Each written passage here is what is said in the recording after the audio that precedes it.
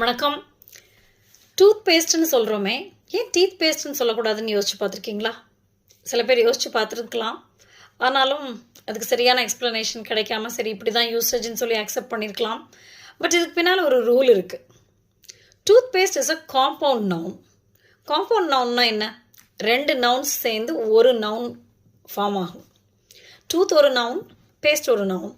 So அந்த மாதிரி compound நவுன்ஸில் the first noun acts like an adjective.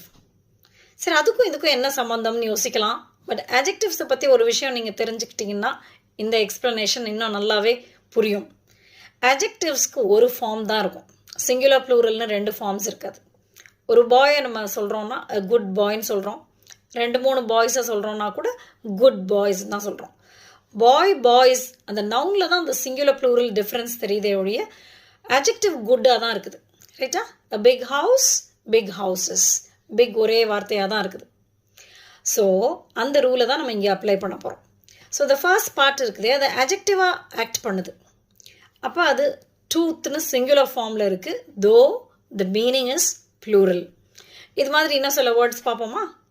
Nail polish, footwear, earphones, eyeliner, lip balm, இதெல்லாம் ஃபுல்லாக body parts.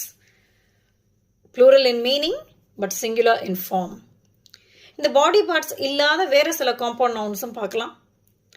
a book case, books வைக்கிற ஒரு case, ஆனால் புக்ஸ் கேஸ்னு சொல்லாமல் புக் கேஸ்னு சொல்கிறோம். Shoe box, shoe rack, towel rack. Car park எடுத்துக்கோங்க. Cars நிற்கிற இடம், காசை பார்க் பண்ணுற இடம், ஆனால் காஸ் பார்க்குன்னு சொல்லாமல் கார் பார்க்குன்னு சொல்கிறோம். பஸ் ஸ்டாண்ட், பஸ்ஸஸ் நிற்கிற இடம். ஸோ இது இங்கிலீஷில் மட்டும்தான் அப்படி இருக்கான்னு யோசிச்சு பாருங்கள். பேருந்து நிறுத்தம்னு தான் சொல்கிறோம், பேருந்துகள் நிறுத்தம்னு நம்ம சொல்கிறது இல்லைல்ல, அதே மாதிரி தான் பாருங்கள். கண்மைன்னு சொல்கிறோம், right? So this is how we use it. இந்த விஷயம் புரிஞ்சுக்கிடுச்சுன்னா உங்களுக்கு இன்னொரு விஷயமும் புரியும். a 2 hour ஜேர்னின்னு சொல்கிறோம்ல, a 2 hours ஜேர்னின்னு சொல்கிறது இல்லை. ஏன்னா அங்கேயும் அந்த 2 hourல அது adjective-ஆக வருது. அந்த hour it's part of the adjective. ஜேர்னிங்கிற நவுனுக்கு 2 hourங்கிற வேர்ட் adjective.